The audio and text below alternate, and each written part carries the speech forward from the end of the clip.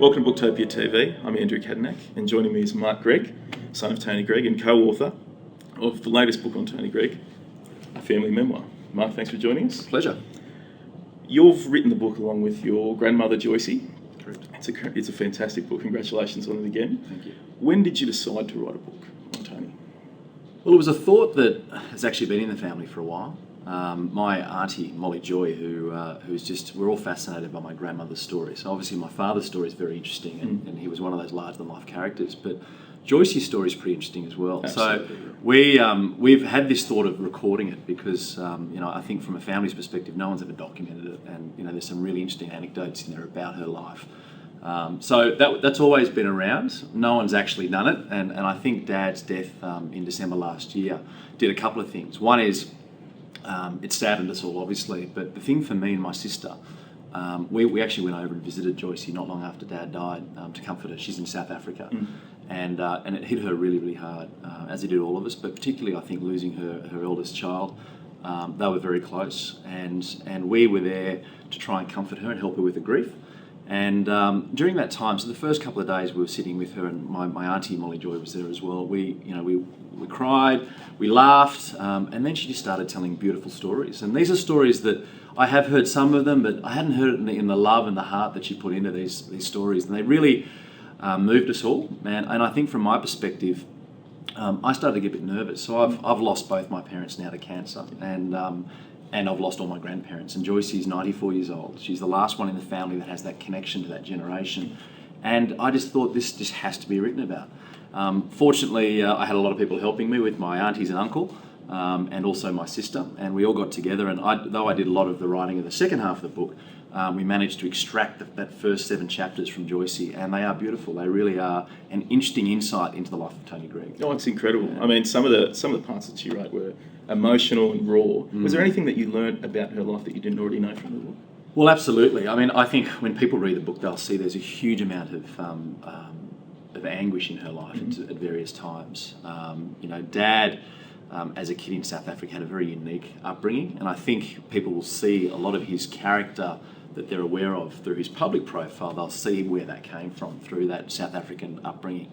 But I think specifically the influence that a couple of key people had. Firstly, his mother.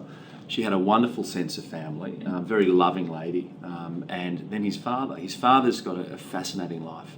Father was a very good sportsman, very passionate about sport. They used to listen to the 7:45 p.m. BBC Roundup every night, and Dad started learning about sport and beyond borders of South Africa from a very young age.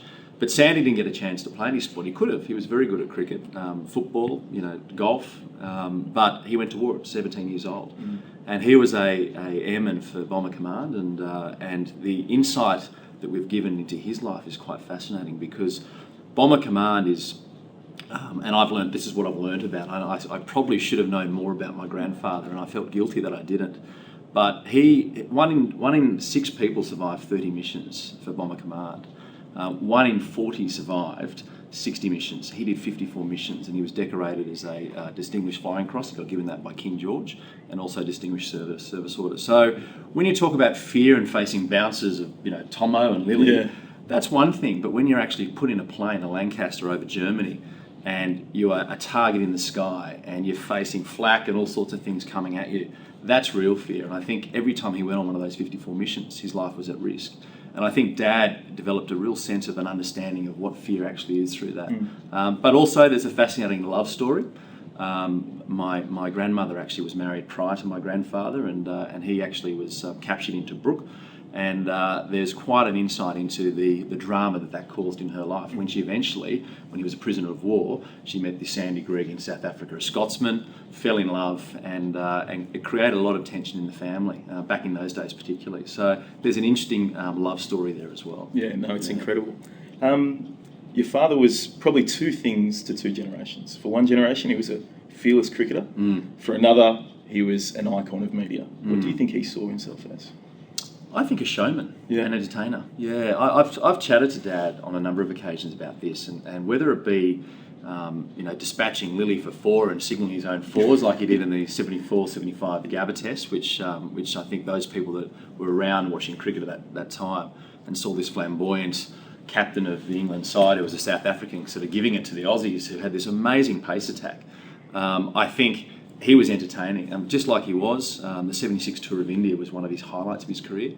And that second test at Eden Gardens in Calcutta, 100,000 people, the best stage you could possibly want, because he was able to, his character was able to come through, and he got a reaction from the crowd, and he loved it. So I think in his sport he was a showman, and he was very much about being an entertainer. And I think he took that into commentating. And I think if you listen to some of the great commentary moments, Shane Warne's hat trick, that comes through. People that deserve the show, people that deserve the show, people that deserve the show, people that deserve the show, and he was there to help them have a good time. So. Yeah. Speaking of showmen, obviously Kerry Packer saw a lot of showmanship in Tony Greig, gave him the fabled job for a life.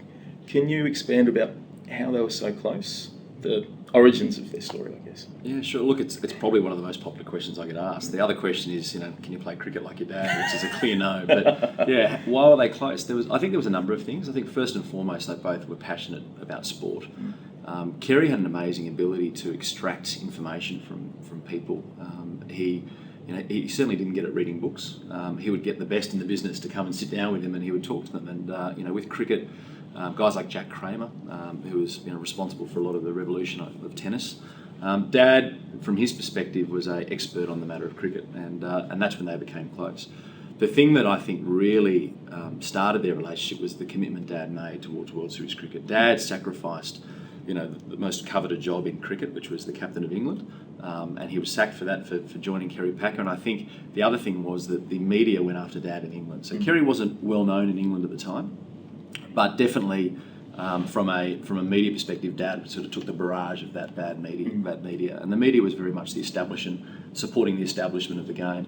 So I think he felt a great indebtedness to Dad for doing that. And the other thing was that they obviously were highly competitive, spirited.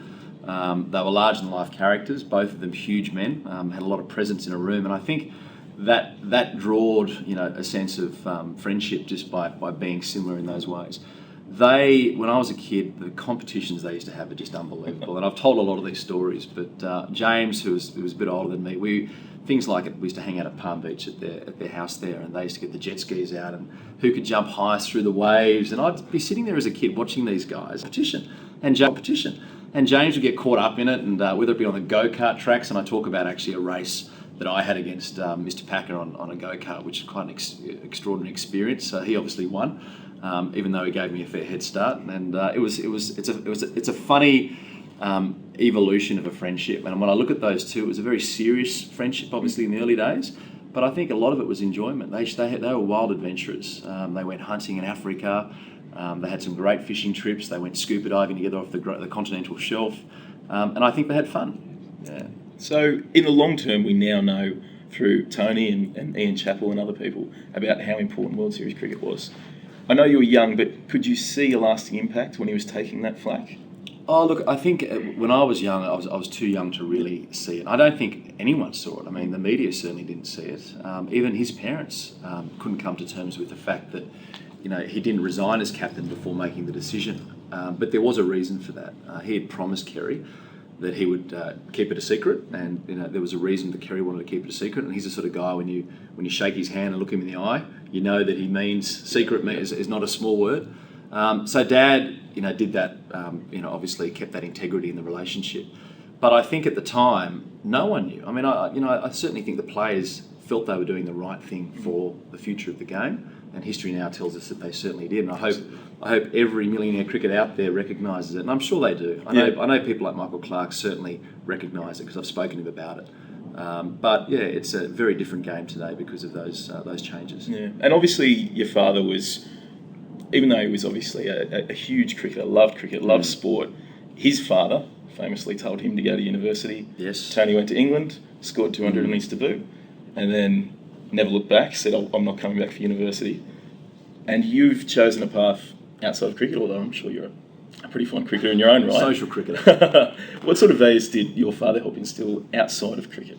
Oh, look, lots. Dad. Firstly, I think Dad used to say you got to stand up to be counted, and I think he lived his life like that. And certainly he did that in the cricketing world. But I think outside of the world, He stood up for a lot of things he believed in.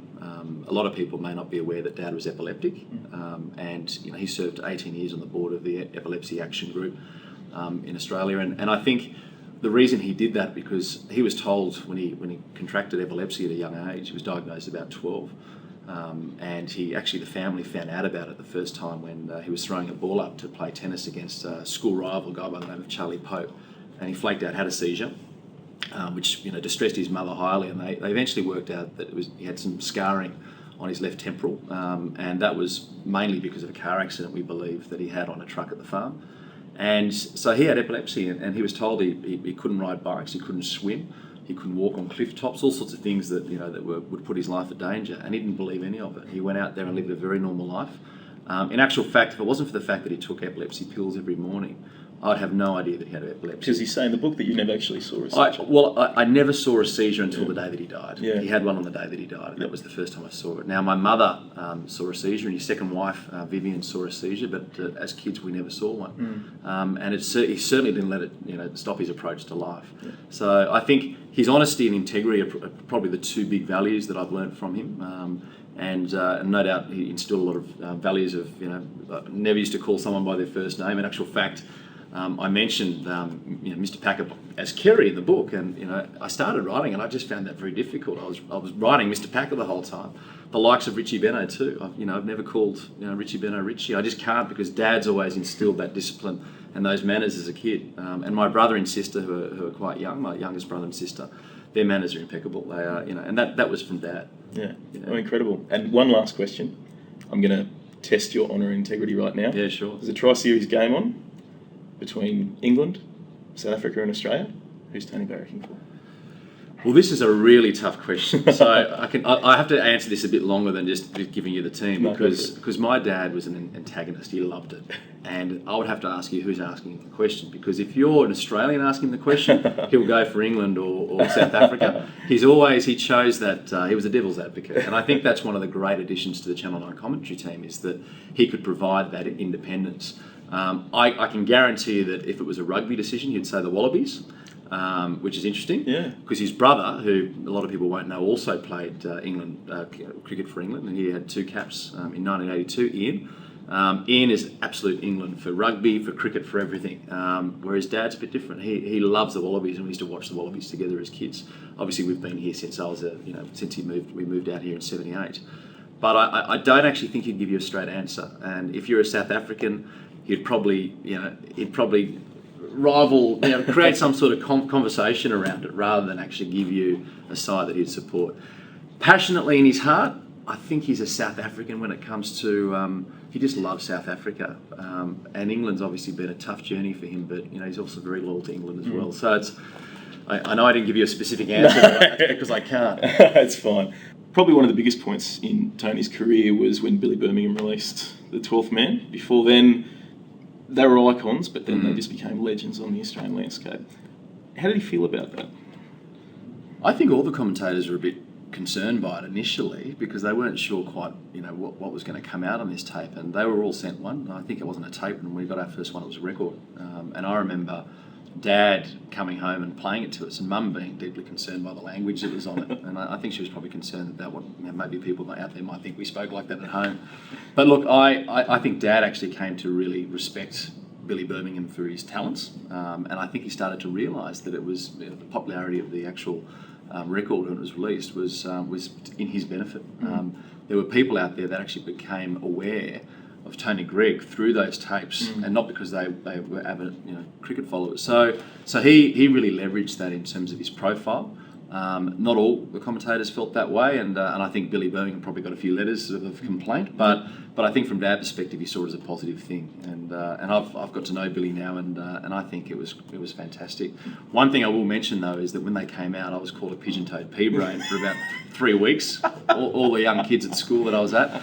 And I was frustrated by that, but and I actually I used to be slightly pigeon-toed. I used to go to bed at night. I used to spread my legs open and I just didn't want to be pigeon-toed pea-brain. But that came out of those tapes. But we all got used to it, and I think if you look back now, they were fantastic for their profiles. Yeah. He probably got a bit sick of some of the things yelled at him as he walked around the cricket ground or jumped into taxis and things like that. but he enjoyed it. And it probably led to one of the great double acts of Australian television with Bill Laurie. Absolutely. In The 12th Man, they were antagonists. Were they like that in real life? Were they good friends? I think in real life they were absolutely great friends, but I think they certainly were antagonists on air. And I've written a little bit about my understanding of their relationship. I actually got Max Kruger, who's the statistician who's been there for years, sitting alongside them to write as a bit of a guest writer in the book, and he provides a wonderful insight into their two characters. But I would say that Bill was one of Dad's closest friends. He's a lovely man. They're very different characters. And we talk a fair bit about the different personalities. But when it came to being on air, they had this chemistry that Channel 9 promoted, I think, for a period of time. And if they kicked off the Boxing Day test together, you knew it was on. It was going to be fun, and they could create things out of nothing. And it was almost like, when players like Warney grabbed the ball, you just felt the enjoyment coming through in their commentary. It made it interesting, and I think everyone enjoyed listening to them. Yeah, absolutely. Well, Mark, thanks a lot for coming in. Absolute pleasure. Tony Greig, Family Memoir is available from www.booktopia.com.au. Mark Greig, thanks for your time. Pleasure.